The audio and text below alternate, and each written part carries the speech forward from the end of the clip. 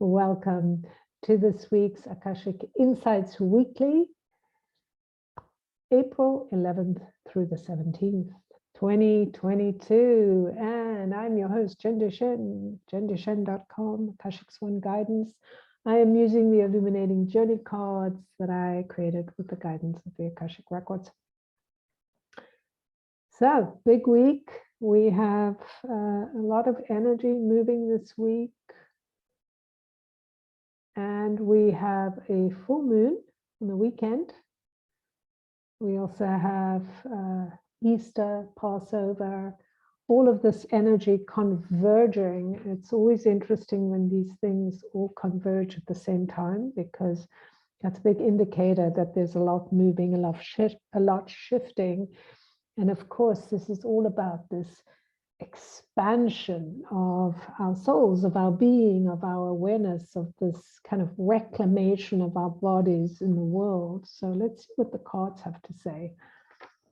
So the first card we have today is the Soul Portal 24. And I know this came up last week, even though that feels like a long time ago.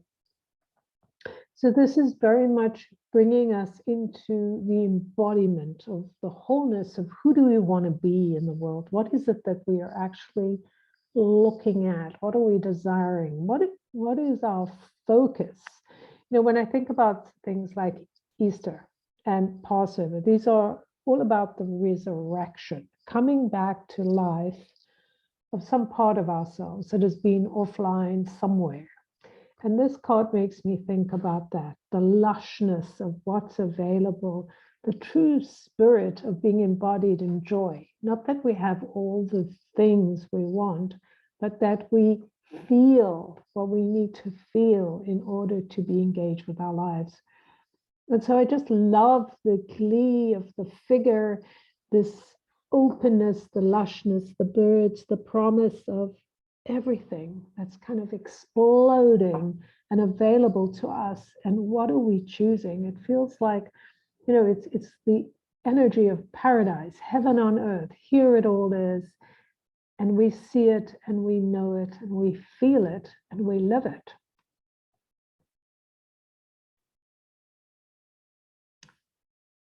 And there's a lot of energy here that feels very angelic and inviting. When I look at it, I feel that drawing into my soul, that looking at and realizing there is celebration. There's in the remembrance of who we are invited to celebrate that, being human, recognizing that this is what we need to get more connected to, who we are, right? In spite of what's happening around us. So the card 2 is the 6, which is very interesting because not only is there a lot of blue here, but 24, I didn't mention, but 24 is the number 6. And so here we have 6. We are in a 6 year. So this feels very much the reminder, this sort of energy of moving forward. The 6 brings us into recognition of love and light.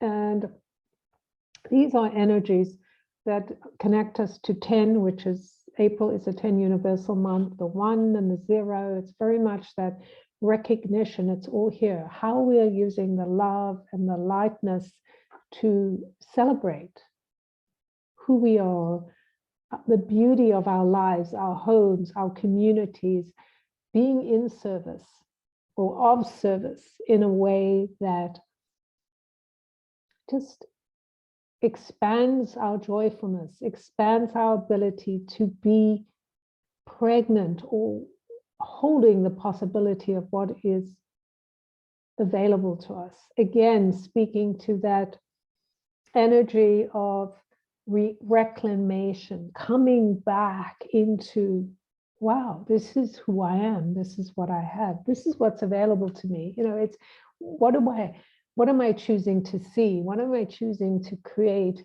given what's around me in my community, in my home, in my family, all of these things, and how can I contribute in a way that feels connected to me, connected to my soul, to my embodiment of who I'm here to be. And isn't this interesting? We have another blue energy. And of course, this is something we haven't seen in a while. One of each type of card, the soul portal, the level, and then the tool. So also kind of speaking to the blue, which feels very much about the flow, being connected to our voices, to the things that are our truth, receiving the liquid that comes with it, like drinking from that energy of liquidity, like loosening up, like letting go of so many things we've held on to. And of course, when the tool comes up, this is the reminder to feel what caused you to shift and how you shifted, because tools are to help you grow.